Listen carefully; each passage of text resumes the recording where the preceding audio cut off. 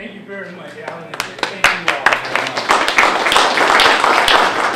much. First, let me say it's great to be here, and I'm very grateful to Alan for this opportunity. I regret, though, he doesn't consider me a major speaker. Well, you are a major speaker. You're on my list. I'll take my place. I'm Rod Bashir, and I'm a current village trustee in the Village of Hazelcrest, and I'm running for re-election this April. I have with me two other individuals who are running as part of the No Tax Party. We are committed to holding property taxes down in the Village of Hazelcrest, and I know that that is part of the conversation we're going to have tonight, I believe. Tonight I have with me as part of our team with the No Tax Party, another current trustee, Deborah McGee. Stand up, Deborah. Deborah is an assistant principal in the public school system in Chicago. And the other person I have with me is Dr. Jane Brown. Stand up, Jane. And is it okay to come up with me? No, I'm sure. It's your time. You can do whatever you want, but they could also have spoken in our social hour. Okay, thank you. Dr. Brown is one of the first female McDonald's franchisees in the Chicagoland area. So Jane is a former trustee and has found herself with some extra time to dedicate to the village of Hazelcrest. Mr. Mayor, I have a brother in Park Forest, and I'll make sure that he is aware of your candidacy. So I don't know how much time we have, Alan, and we don't want to take up much time, but we are individuals that are dedicated to providing community service to the village of Hazelcrest. All of us are part-time, we're part-time trustees or part-time person seeking to be a trustee. We just have some experience that we think that we can bring back to the village of Hazelcrest. You are probably here because there are other individuals who are running in this race that the three of us are supportive of the current mayor, which we are. However, we're supportive of good common sense and good policy above all. But when you have these kinds of at-large elections, there's a tendency to think that you have one person controlling things and other people don't have independence of thought. That is just simply not true. I am of the opinion, based on my previous 4 years, that divided government in small bedroom communities is ineffective and does not work. Although we are supportive of the current mayor, it doesn't mean that we don't disagree with each other and try to come to some consensus on what we think is the best policy or the best way forward for our community. And that's what we're essentially bringing. Some of us are on the, to use a golf metaphor, we're on the back nine of our career. So being on the back nine of our careers, we want to be able to bring something to our communities. I happen to serve on the Illinois State Board of Investment appointed by the governor. And prior to that, I served on the Illinois Finance Authority, also appointed by the governor. I'm a vice president with the Service Employees International Union, SEIU Local 1 in Chicago. We're located in 7 states and 11 cities, representing over 50,000 members in the Midwest. And part of my job is to negotiate contracts, which I have done over my career in institutions like the Metropolitan Bureau and Exposition Authority, the City Colleges of Chicago, security agreements with a number of security contractors in the downtown area. You can hardly go to a building downtown Chicago and not find a person that is not represented by my union in the Chicago area. So we want to bring, and I want to bring, along with the other two, that experience, because there are major challenges that we're facing. You've heard some of them articulated by the mayor, and you're going to hear a number of other challenges as we move forward. As you know, the president is in a very tough situation, having to compromise with people that are not very friendly to him.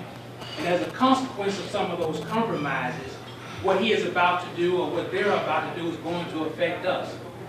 There are block grants that we all try to participate in as elected officials. There's heating systems that people who are on the very baseline of trying to get support are going to be affected by it. And we've already come through a situation where our property tax revenue is down, our sales tax revenue is down. So what are we going to do with our limited resources? What kind of intelligent foresight are we going to bring to our communities in the use of those very limited, very valuable resources that our citizens entrust us with?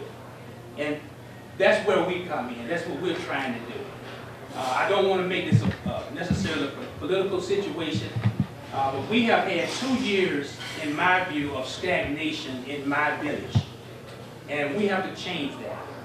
I don't know if there are any Hazel Crest residents here. If there are, then we're asking for your support for the No Tax Party as we move forward toward the April 5th election. So with that, I'm going to ask my friend Deborah to have a few comments. Deborah is running here from her school. Her school had a basketball game tonight, and she wanted to make sure that she was able to get here. As administrator, you have to stay until the last child goes. So I'm sorry that I was a little tardy, but I thought it would be best that I would be here. I am an educator.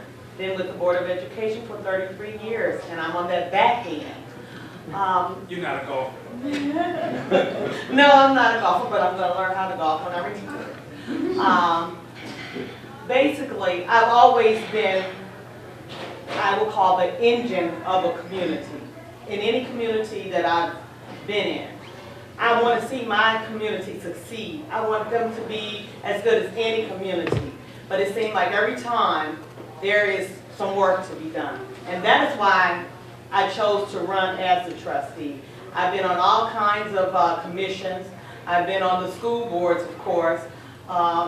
Anything that has to do with the citizen. I am a person that has always been a fighter for the ordinary person, as myself, the citizens.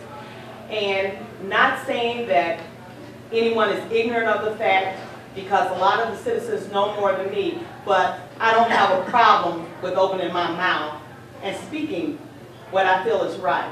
I don't like injustices. My parents raised me from some of the southern ways that was happening in the South, and they came up through the era of Dr. Martin Luther King. So that built my character. I fight for what I believe is right, no matter who, the mayor or anyone else. I'm Deborah, and that's what I tell them all the time. I'm Deborah. And if it is something that's going to help my community be successful or my school be successful, I'm going to fight for it. And that's basically my platform. As far as the No Tax Party, I know that sounds kind of out of the baseball field. No taxes. How can a community run on no taxes? It's just holding down the taxes. At this time, I was explaining to the residents of Hazel Crest, everything is on the backs of the citizens of Hazel Crest. Every financial thing that comes through the pipeline is a tax on the people that are losing the homes, have lost their job. A lot of our people have turned over and raising their grandchildren. That is not fair right now. Maybe in the future, when things turn over, we can do this. But right now, we just need to kind of stand where we are. As long as we are doing okay, I don't think that we need to continue with these taxes being on the backs of the citizens that's already having a hard time. And I won't take up any more of your time, but that is my fight. Thank you. Well, I'm not going to take much time, but I will say this. I've touched a little bit of everyone in here. Jack and Jill, I started the Jack and Jill organization, the Links organization out here in the South Suburbs. I pull people together. My background is, as far as education is concerned, is bachelor's in education, master's in education and administration, and PhD in public administration. I've served 8 years on the village board, and only been offered 2 until I knew we had a problem, and I said, I'll come back. So I'm running again now, so this is like a re-election. But I also have been 16 years on the library board. I see some things in Hazel Crest that need to be taken care of. I don't see a lot of people stepping up to the plate. I'm out there trying to recruit good people to come and take our places on board eventually, and to do the things that need to be done to make us not just a good community, but the best one here in the South Suburbs. So that's my goal. I see some things too with the administration. Some of the people who have been elected in the past have not really known what their job is supposed to be. They're dipping into things they should not dip into. And they need to be educated as to what a trustee is supposed to do and should do. The other thing I wanted to mention also was he spoke about Obama. I did work on several projects with him, but my granddaughter also worked with his campaign in Indiana, and we lost her to Indiana. So I'm missing her a lot, but she's working there now as a result of being here with the Obama campaign. So we're moving in all directions, but I see my grandchildren following through. Also, I have to say this, I do have a 17-year-old granddaughter that's living with me that is at HF. So when I hear the people get up for the school board, I'll be ready to do. One last thing, Obama did win Indiana for the first time since I rang doorbell. 1964, so we're in good shape. Yes, I certainly rang If it's okay with you, Alan, we'll take any questions. Does anybody have any questions? Are there any Hazel Crest residents here? Okay. One of them happens to be my wife. That's cheating.